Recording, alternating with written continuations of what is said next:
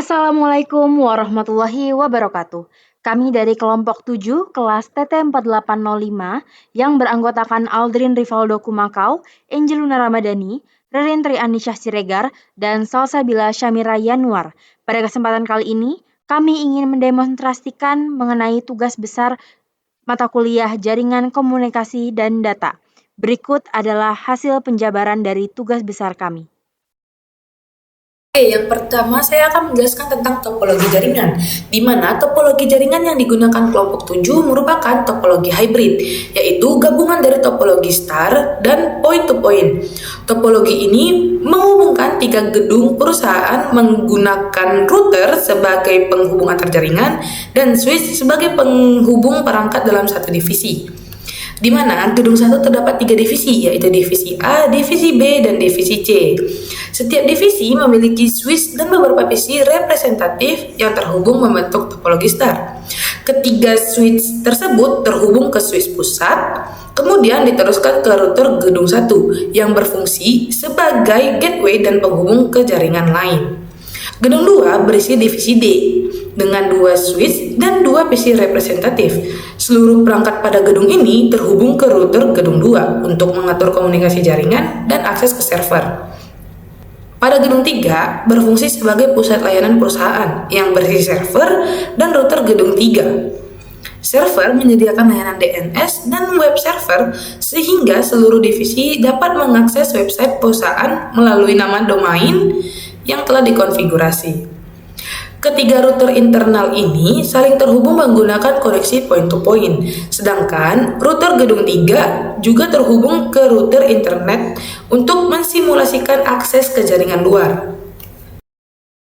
Yang kedua, kita masuk ke perhitungan subnetting menggunakan metode FLSM. Sesuai dengan soal, kita dapatkan informasi bahwa divisi A memiliki 11 PC host, divisi B memiliki 20 PC host, divisi C memiliki 50 PC host, divisi D memiliki 75 PC host, dan router yang menghubungkan antar gedung dan internet memiliki 2 IP. Pada metode FLSM ini, alokasi subnet dilakukan dari kebutuhan host terbesar ke terkecil agar setiap subnet memperoleh jumlah alamat yang sesuai. Sesuai yang sudah saya sebutkan tadi, berarti subnet terbesar ada di divisi D, yaitu 75 host. Berdasarkan yang sudah saya ucapkan tadi, berarti host terbesar ada di divisi D, yaitu 75 host. Maka kita mulai perhitungan dari divisi D.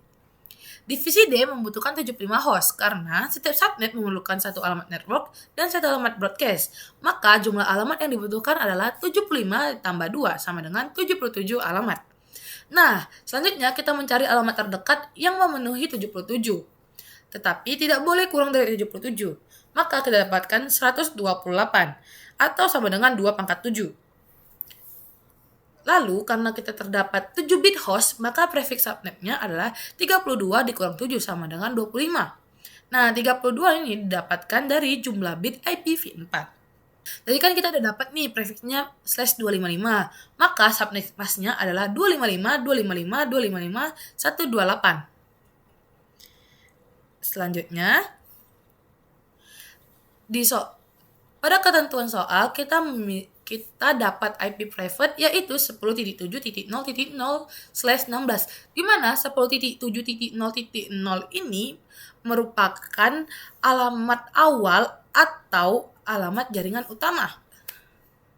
Lalu /16 adalah 16 bit awal merupakan network, 16 bit selanjutnya adalah host. Nah, setelah kita menghitung tadi, kita akan masukin ke tabel, di mana network address ini merupakan alamat jaringan awal atau alamat awal. Usable address range ini adalah range IP-nya.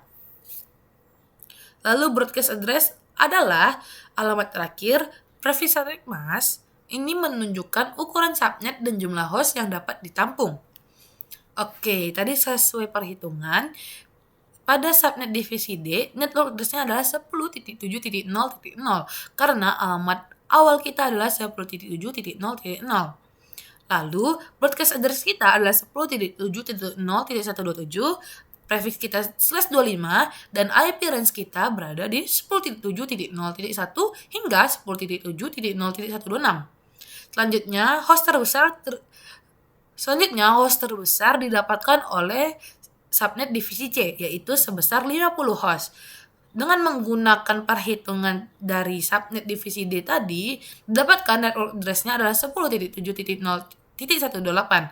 Ini didapatkan dari pertambahan satu broadcast address yang sebelumnya.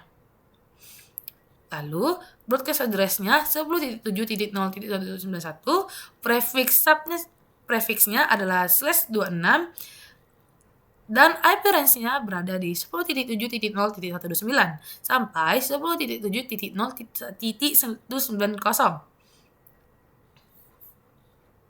Lalu, host terbesar ketiga didapatkan oleh subnet divisi B, yaitu sebesar 20 host. Di mana network address-nya adalah 10.7.0.192, broadcast address-nya 10.0.223, lalu prefix-nya /27, dan IP range-nya berada di 10.7.0.193 sampai 10.7.0.22. Divisi selanjutnya yang memiliki host terbesar adalah subnet divisi A, yaitu 11 host. Di mana network address-nya adalah 10.7.0.224, broadcast address-nya 10.7.0.239, prefix-nya /28, dan IP range-nya berada di 10.7.0.225 sampai 10.7.0.238. Selanjutnya ada server dan router gedung 3, di mana memiliki 2 host. Dan network address-nya adalah 10.7.0.240, broadcast address-nya 10.7.0.243, prefix-nya /30, dan IP range-nya berada di 10.7.0.241 sampai 10.7.0.242. Selanjutnya ada subnet gedung 1 dan router gedung 3, di mana memiliki host sebanyak 2, dan broadcast address-nya ada 10.7.0.244, broadcast address-nya 10.7.0.247, prefix-nya /30. IP range-nya berada di 10.7.0.245 sampai 10.7.0.246. Selanjutnya ada router gedung 2 dan router gedung 3. Hostnya masih sama, adalah 2, di mana network address-nya adalah 10.7.0.248, broadcast address-nya 10.7.0.251, prefix-nya /30, IP range-nya berada di 10.7.0.249 sampai 10.7.0.250. Yang terakhir ada router gedung 3 dan router internet, di mana memiliki host sebanyak 2 juga. Dan network address-nya 10.7.0.252, broadcast address-nya 10.7.0.255, prefix-nya /30, dan IP range-nya berada di 10.7.0.253 sampai 10.7.0.254. Oke, setelah kita melakukan perhitungan pada VLSM, selanjutnya kita tinggal mengonfigurasi VLSM tersebut pada VLAN yang telah kita buat. Cara membuat VLAN-nya, pertama, kita masuk ke switch, lalu kita masukkan nama VLAN-nya yaitu VLAN 10. Setelah itu, kita beri nama yaitu namanya divisi A, lalu selanjutnya VLAN 20, namanya divisi B, VLAN 30 divisi C. Lalu, pembuatan VLAN tersebut kita lakukan pada setiap switch yang ada pada topologi ini. Selanjutnya, kita masuk ke interface yang terhubung ke PC. Di sini kita masuk ke interface FA0/1 sampai 2.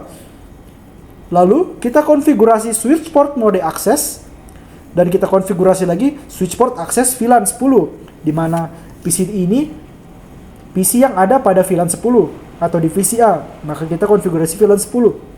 Lalu kita konfigurasi spanning tree port phase untuk mencegah looping pada layer 2. Lalu pada interface FA0/3 kita konfigurasi switch port mode terang agar berbagai VLAN bisa saling terkomunikasi melalui link ini. Kita konfigurasi switch port mode terang dan switch port terang allowed VLAN 10, 20, dan 30. Kita lakukan konfigurasi ini pada setiap divisi yang ada dan setiap kabel yang terhubung, dan untuk terang kita lakukan pada setiap switch yang pada setiap interface yang terhubung ke sesama switch atau ke sesama router. Selanjutnya, kita tinggal konfigurasi IP DHCP pool VLAN-nya melalui router. Di sini kita tinggal mengonfigurasi IP DHCP pool, lalu masukkan nama VLAN yang sudah kita buat tadi, yaitu di VLAN divisi A. Lalu kita konfigurasi network address-nya, yaitu 10.7.0.224. Subnet masknya 255.255.255.240. Lalu kita konfigurasi default routernya atau IP gateway-nya, yaitu 10.7.0.225. Setelah itu kita konfigurasi DNS server, yaitu 10.7.0.242. Lalu kita masuk ke sub interface-nya untuk membuat IP gateway VLAN tersebut, yaitu kita masuk interface FA0/0.10. Lalu kita tulis lagi encapsulation.1key10. Lalu kita tulis IP address-nya 10.7.0.225.255.255.255.240. Lalu agar IP gateway-nya tidak saling bertabrakan antar VLAN, kita memberikan IP DHCP excluded address 10.7.0.225, yaitu IP gateway yang tadi. Setelah itu kita tinggal masuk ke PC dan tinggal kita IP configuration, lalu kita pencet DHCP, maka dia akan mendapatkan IP DHCP secara otomatis. Lakukan langkah tersebut pada setiap divisi yang ada untuk memberikan IP pada setiap PC yang ada. Oke, selanjutnya untuk mengonfigurasi IP pada router ke router dan atau router ke switch, kita tinggal masuk ke routernya. Kita masukkan interface-nya, lalu kita tulis IP address-nya. Lalu pada pemberian IP pada server, kita tinggal masuk ke server, masuk ke desktop, IP configuration, dan kita tulis IP yang kita inginkan. Di mana IP pada server kita konfigurasi yaitu 10.7.0.242 berdasarkan perhitungan VLSM sebelumnya. Lalu masukkan subnet masknya, masukkan default gateway-nya yaitu 10.7.0.241 dan DNS servernya, yaitu IP yang server ini sendiri yaitu 10.7.0.242. Pada jaringan ini digunakan RIP versi 2 sebagai protokol routing dinamis untuk pertukaran informasi routing antar router internal. RIP version 2 memungkinkan setiap router mempelajari jaringan yang tidak terhubung langsung, sehingga seluruh subnet hasil VLSM dapat saling berkomunikasi. Selain itu, RIP versi 2 mendukung penggunaan subnet mask sehingga sesuai dengan implementasi VLSM yang digunakan pada topologi ini. Untuk koneksi ke internet, dikonfigurasi default route pada router di gedung 3, yaitu ini,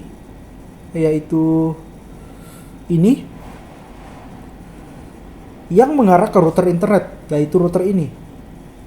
Default route berfungsi sebagai jalur keluar bagi paket yang memiliki tujuan di luar jaringan internal. Dengan konfigurasi ini, seluruh trafik yang tidak memiliki route spesifik akan diteruskan menuju router internet. Ini ya, di dalam routing table dia. Oke. Berdasarkan hasil show IP row ini, terlihat bahwa routing table telah terbentuk benar. Route bertanda C atau connected menunjukkan jaringan yang terhubung langsung dengan router. Router bertanda R atau RIP menunjukkan jaringan yang dipelajari melalui RIP versi 2. Dan router bertanda S bintang, yaitu ini, menunjukkan default route menuju internet. Hal ini membuktikan bahwa proses routing berjalan sesuai perancangan dan seluruh jaringan dapat saling terhubung dengan baik.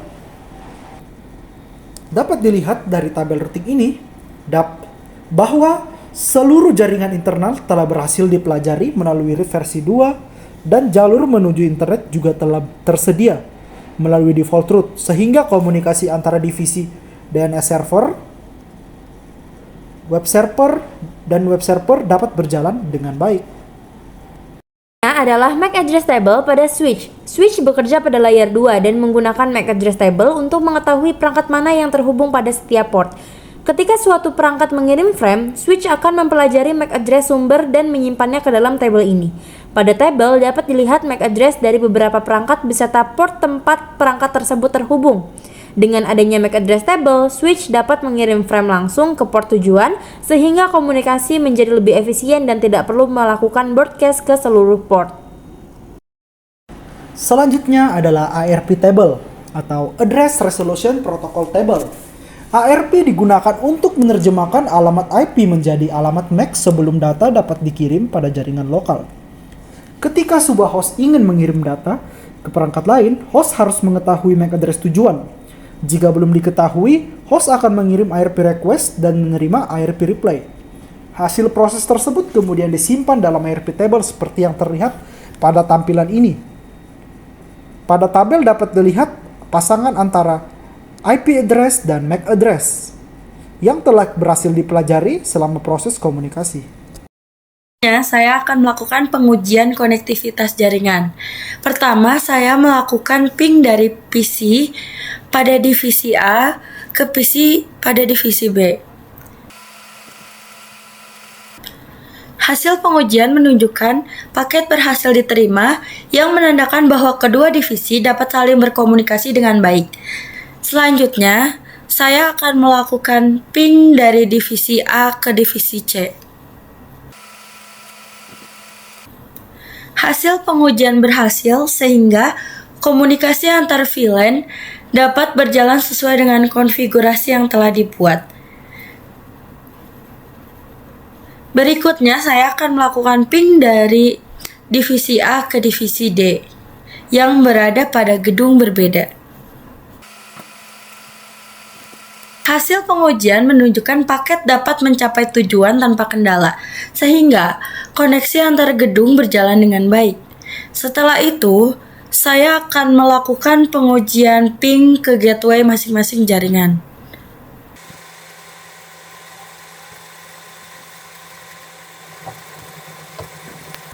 Seluruh gateway dapat diakses dengan baik, yang menandakan konfigurasi IP address dan gateway yang telah sesuai.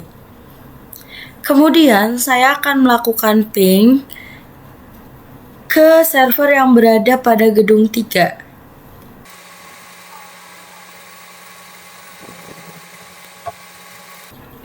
Hasil pengujian menunjukkan server dapat diakses dengan baik dari jaringan yang telah dikonfigurasi. Terakhir, saya akan melakukan ping antar router.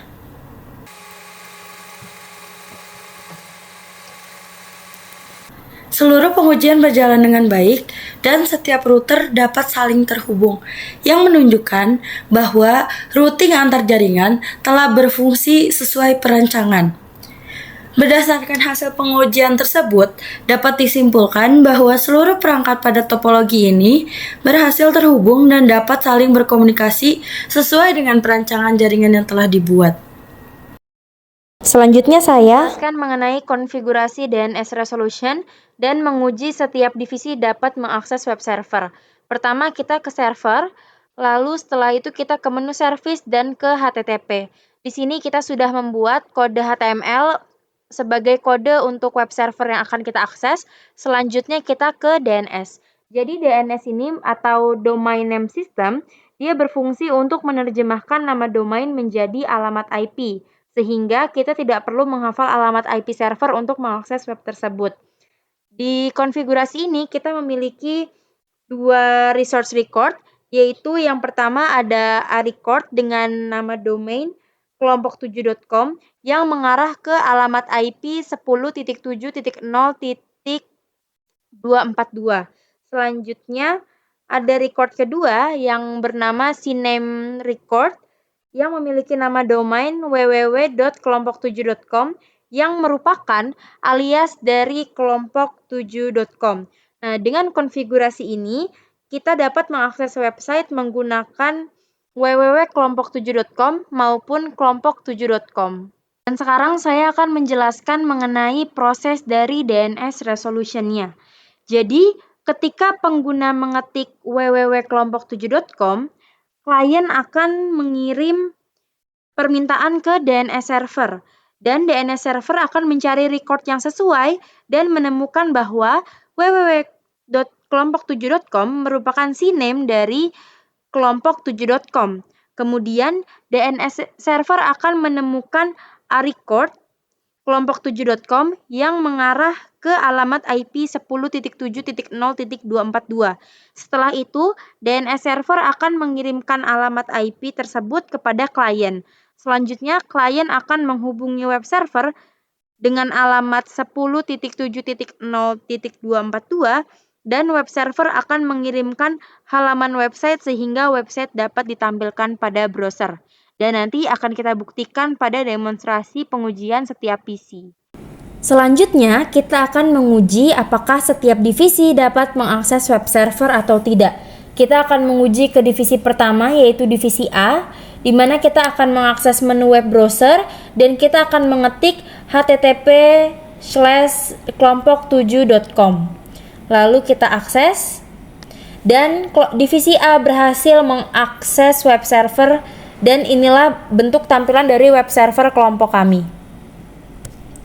Selanjutnya ke divisi B, kita ke menu web browser juga, dan kita mengetik tapi menggunakan https://kelompok7.com. Dan ketika kita akses, divisi B juga berhasil mengakses web server. Selanjutnya kita ke divisi C.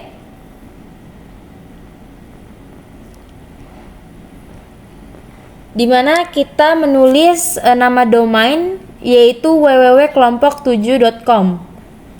Dan ketika diakses, divisi C juga berhasil mengakses web server yang sudah kita sediakan. Nah, di sini juga membuktikan bahwa kita juga dapat mengakses web menggunakan www.kelompok7.com, bukan hanya menggunakan kelompok7.com saja. Selanjutnya, kita ke divisi D.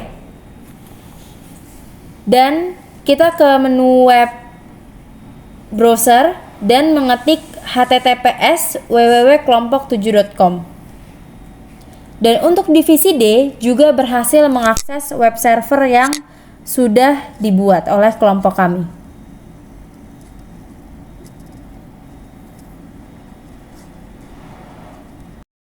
Proses komunikasi jaringan menggunakan simulation mode pada Cisco Packet Tracer. Pertama, kita akan mengakses website menggunakan domain http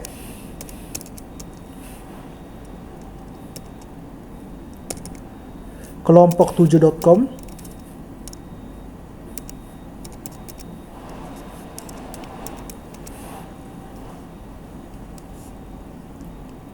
Oke.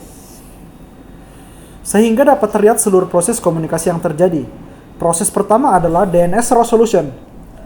Klien belum mengetahui IP web server sehingga klien mengirim DNS query ke DNS server menggunakan protokol UDP pada port 53. Berikut adalah DNS query yang akan dikirimkan. DNS query ini yang warna coklat ya. Ini dikirim.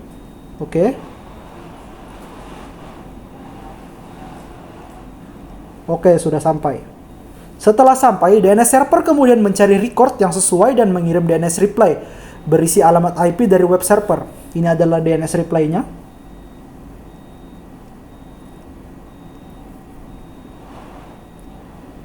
Oke, setelah IP tujuan diperoleh, klien dapat melanjutkan proses komunikasi ke web server. Setelah itu kita masuk ke TCP three-way handshake. Karena layanan web menggunakan protokol TCP, maka sebelum pertukaran data dilakukan, kita harus melakukan proses three-way handshake. Tahap pertama adalah SYN, yaitu permintaan pembentukan koneksi dari klien. Ini adalah SYN-nya yang warna hijau.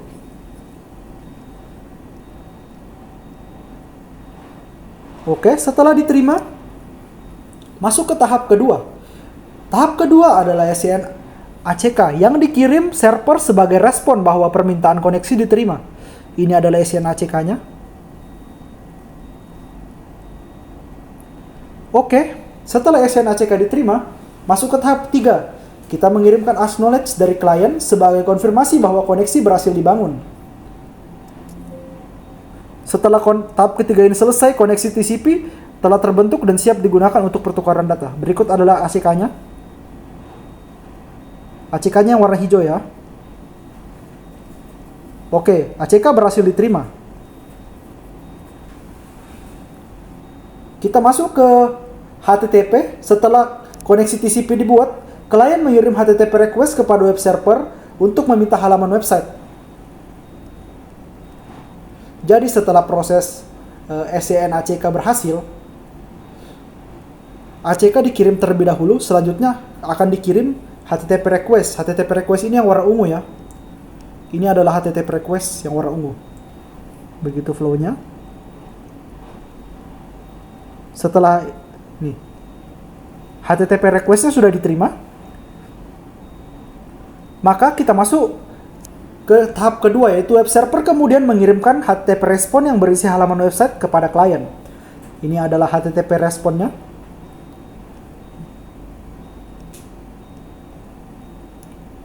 Oke.